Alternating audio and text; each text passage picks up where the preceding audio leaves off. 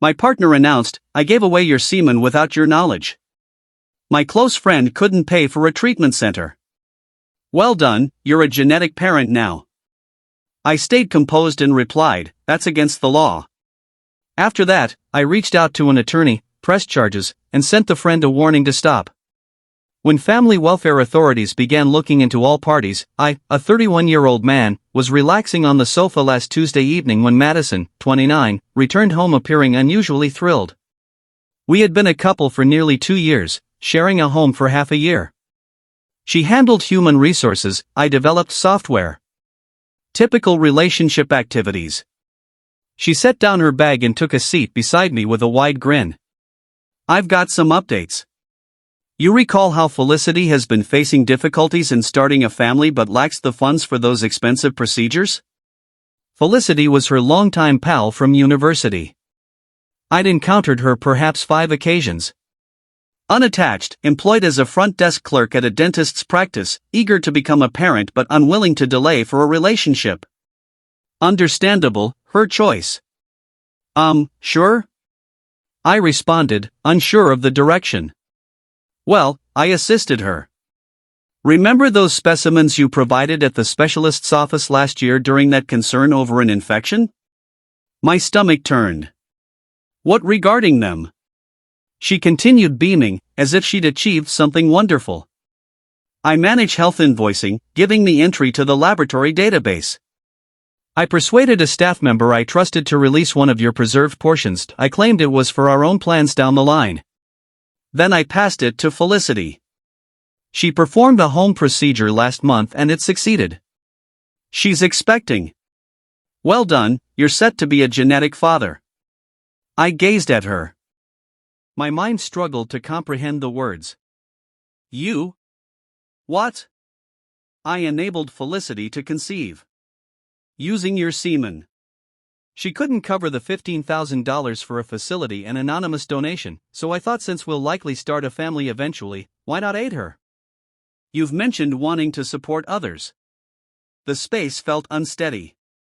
"Madison, that's my personal biology. You don't simply distribute that. That's unlawful." She dismissed it with a gesture. "Oh, stop exaggerating. It's merely some tissue. You weren't utilizing it, and now Felicity achieves motherhood. Isn't that wonderful?" "No," I stated, my tone far steadier than my emotions. "That's taking reproductive material without permission, deception, and likely several additional offenses." "Offenses?" She chuckled. "You're acting absurd. It's an act of kindness among pals. No one suffered." I rose, retrieved my device, began capturing video. "Madison, repeat for the record, precisely what you carried out." "Why the recording?" "Because your confession involves numerous serious crimes, and I require proof." Her expression shifted. Initially puzzled, then furious. "Are you for real?" I performed a kind act. I supported my dearest friend in becoming a parent. You ought to feel proud. Proud that you took my DNA without approval? That you engaged in deception to obtain health files and specimens? That you might have imposed legal duties for a kid I never planned to sire?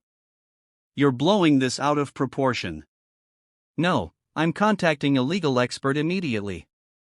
I entered the bedroom and closed the door. My fingers trembled as I looked up a specialist in fertility law nearby. Located one with strong feedback, left a message outlining the essentials and requesting an urgent meeting. Then I phoned the specialist's clinic, described the events. The assistant connected me to the administrator, who passed me to their compliance team. In under 15 minutes, I verified they were starting an internal review of how my specimen was obtained and extracted from. Storage. Upon returning, Madison was speaking on her phone. "I have no idea, he's losing it over this." "Yes," I informed him, "he's acting so unreasonable about it, Mom." I waited on the couch until she ended. She disconnected and scowled at me. "My mother believes you're acting selfishly. Your mother lacks knowledge of legislation. Your actions constitute taking property. And based on how the friend applied the specimen, there might be extra accusations. If she falsified papers pretending to be me or stating my agreement, that's additional deception. Oh, please, cease. You come across as such a jerk currently. Felicity is ecstatic. She's at last going to have the infant she's dreamed of. Why not simply rejoice for her? Because I never agreed to siring her offspring, Madison. Agreement is crucial. In all matters. It's not as if you must parent it. She's seeking nothing from you. That's not the legal reality. And regardless, that's irrelevant. The issue is you infringed on my physical independence. You took my DNA. You broke laws to achieve it. She got up, snatched her keys. I can't handle you at the moment. I'm heading to Felicity's. Perhaps you'll relax by my return. She departed. I remained there for an extended period, merely absorbing. Then I compiled notes, phoned a defense lawyer a colleague had suggested previously, left another message, began recording all details. The date of specimen provision, the revelation date, her precise statements, the video I'd captured. The lawyer returned my call that evening. His name was Vincent. Practicing for 2 decades. I detailed everything. Wow, he remarked. All right, tomorrow morning first, file a report with police. This involves forcing reproduction, taking property, deception, likely privacy breaches in health data by the facility. Next, we must prevent any future fatherhood assertions. Finally, decide on seeking compensation for harms. What outcomes to expect? For her, accusations that could lead to incarceration. For you, safeguards against any demands related to that infant. The fact it's already developing or will arrive doesn't legalize this. You lacked awareness, lacked agreement. We can prove that immediately. And my partner? Former partner, I'd suggest. She engaged in grave offenses, and she fails to grasp that. Update 1. Submitted the police report Wednesday dawn. The investigator's reaction upon hearing the explanation was memorable. He mentioned encountering cases of controlling reproduction before. Females taking used protection, males tampering with prevention, but nothing exactly like this. The health center involvement escalates it, he noted. That's national level, possibly. Privacy laws, health data deception, requires coordination with prosecutors. Madison arrived home that night. I'd gathered her belongings, placed in containers near the entrance. What's going on? She inquired. You must vacate. Are you joking? You're evicting me?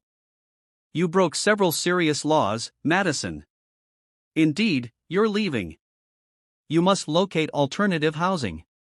I contribute to rent. Your name isn't on the agreement. You gave me payments. Here's the adjusted amount for the remaining month. I gave her a payment. Collect your items and depart. You alerted authorities? She checked her device. Felicity messaged me. Investigators visited her workplace and interviewed her. What on earth, Nathan? What outcome did you anticipate?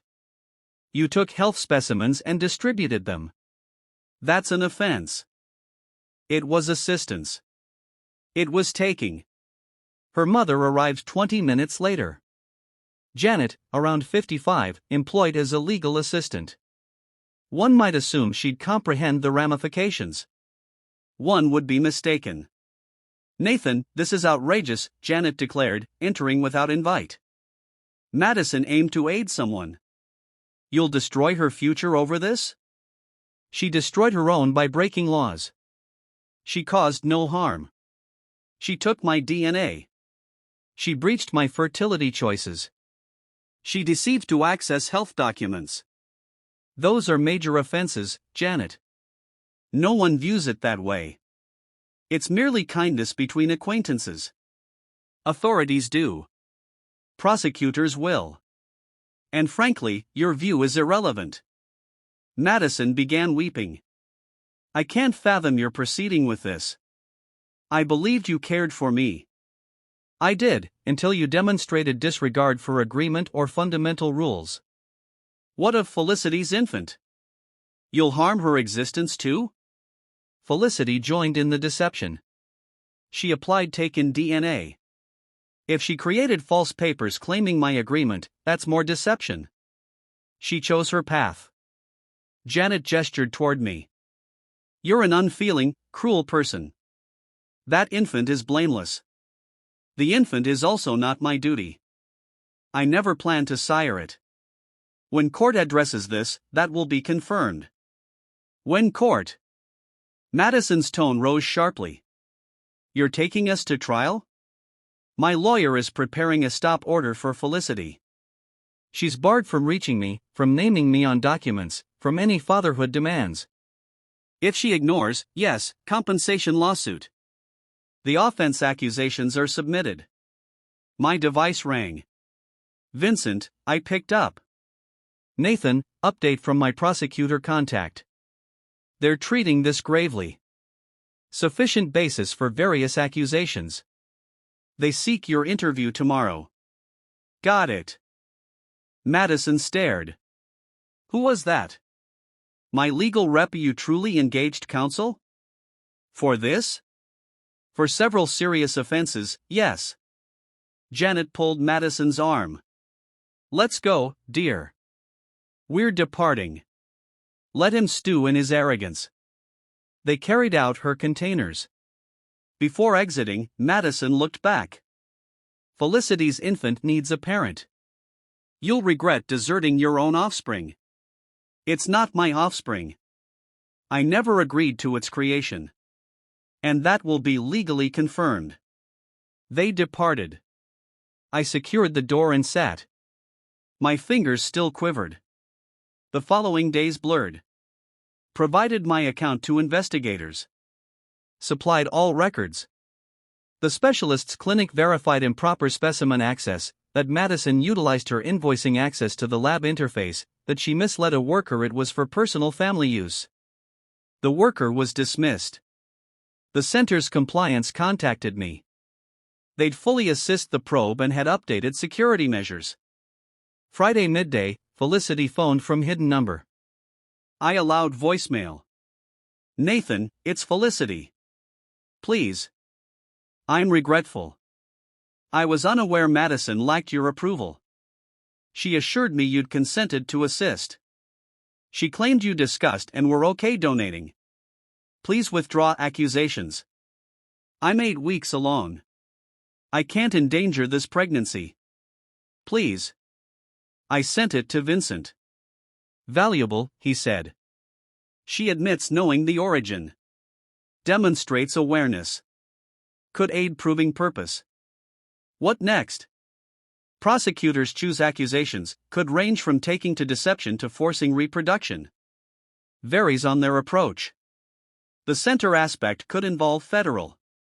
And Felicity's role, if she knew the source and proceeded, she's accountable too. Regarding the infant? Complex. You hold no parent status or duties if managed properly. The infant resulted from non-agreed, taken DNA. Courts have addressed similar. You're not the legal parent. And if Felicity attempts to assert I am? Then court establishes truth. You possess records, videos, reports. You'll prevail. Update 2. Prosecutors charged 2 weeks. Later. Madison, serious taking, deception, digital offenses, health record access, privacy breaches. Felicity, plotting deception, accepting taken goods. Madison's counsel sent correspondence claiming accusations extreme and retaliatory, that I was misusing justice against a woman aiding a friend. Vincent's reply was masterful. Detailed each offense, each rule, referenced precedents on fertility choices and agreement. Concluded with, your client engaged in grave offenses. Mr. Reeves may seek all remedies. Then the welfare worker arrived. She knocked Thursday night. Presented badge. Family Services. Mr. Reeves, I'm Darlene from CPS. We must discuss the infant due in roughly 7 months. I invited her in. Offered beverage. She refused. I've reviewed reports, she said. This is unique in my experience, but we assess the child's situation. Miss Felicity Nguyen asserts you're the genetic parent and have forsaken your offspring. I'm not the parent. Not in law. The specimen was taken. I never agreed. I grasp your stance. But genetically, if tests confirm you're the source upon birth, welfare factors arise, which ought to target the one who took my DNA and the one who applied it where it was taken. That's not CPS operation, Mr. Reeves. We focus on child safety. And I focus on my fertility rights breach. I bear no duty to this infant. I never planned its existence. She recorded. Have you thought that the child may wish to know their genetic source someday? That child can learn their genetic source was a crime victim, that their parent joined deception, that none was agreed. You appear very removed. Because I am. This infant holds no significance to me. It's the result of taking. Court will determine. Yes. And I have thorough proof of no agreement. She departed after an hour of queries. Vincent called it routine but annoying. They're checking if you'd support the child, he said. Respond truthfully. Facts only. Resist guilt. Madison's mother messaged me on social media. You'll suffer eternally for harming that blameless infant. Felicity faces financial and emotional strain and you're worsening it. Act responsibly and accept duty. I captured screen and sent to Vincent. Further proof of intimidation. 2 days on, Felicity's counsel sent demand. She sought $2,500 monthly support immediately, health costs, assurance of birth document naming. Vincent chuckled reading it. She's unrealistic. I'll respond. His letter was sharp. Your client joined deception for taken DNA. She holds no claim on Mr. Reeves. Further intimidation leads to more action. Your client should focus on her accusations. Then Madison appeared at my workplace. Security summoned me to entrance. She was with Felicity, visibly pregnant. See her. Madison yelled. See your actions. She's carrying your infant and you ignore her. You must leave, I said steadily. You're both barred from contact. That infant requires a parent. Felicity wept. I can't manage solo. I can't fund solo. You should have considered before joining deception. I was unaware. Madison claimed you consented. That's your issue. You trusted a taker. Security removed them, filed another report for order breach. Vincent said it strengthens us. Initial court date set 6 weeks ahead. Vincent noted lengthy process. Offense trials require time. Compensation separate. Your ideal outcome, I asked, convictions for both. Firm no parent status or duties. Compensation for fees and distress. Binding restraint. Worst, reduced pleas. You get status clarified but lighter penalties. Felicity parents alone. Messy but you're clear. I accept messy if clear. Madison's parents approached at a cafe. I rose and exited. They pursued to vehicle. Please, Janet said. Madison faces prison. Actual prison. She aired. Can't you withdraw? No. She's my child. She's an offender. She breached my core rights. Her relation to you is irrelevant. What of Felicity's infant? Not my concern. Not my duty. Not my offspring. You're evil, her father said. First words from him. A true man accepts duty. A true man honors agreement and limits. Your child doesn't. That's her facing accusations. I left. Blocked them everywhere. Final update. The proceedings lasted 4 months. Madison accepted plea to lesser, serious taking, health record misuse. Received 2 years supervised release, $5,000 penalty, public service. Avoided prison via deal. Felicity accepted plotting, accepting taken. 18 months supervised, $3,000 penalty. Both hold offense records. Compensation case resolved. They covered my fees, $18,000 divided. Also executed papers forever relinquishing any fatherhood, support, or contact claims from me. The infant arrived 3 months back. Female. Known from final order mention. I'm legally not parent. Not named on documents. No status, no duties. Judge's ruling states conception non-agreed and offense-based. Felicity's family apparently assists raising. She lost employment when accusations public. Madison resides with parents, temporary work. Felony hinders hiring. My mother thinks I was excessive. That infant harmed no one, she repeats. Nor did I counter. I was crime target. Lost acquaintances over it. Those believing I should accept or rise above. Evidently, my limits and agreement matter less than an infant existing via offenses against me. My counselor says I'm coping adequately, given. Most couldn't handle this breach level. The bad dreams improve. Waking anxious over documents or support demands. Relationships paused indefinitely. Trust difficult after loved one used your form against you. That's the essence.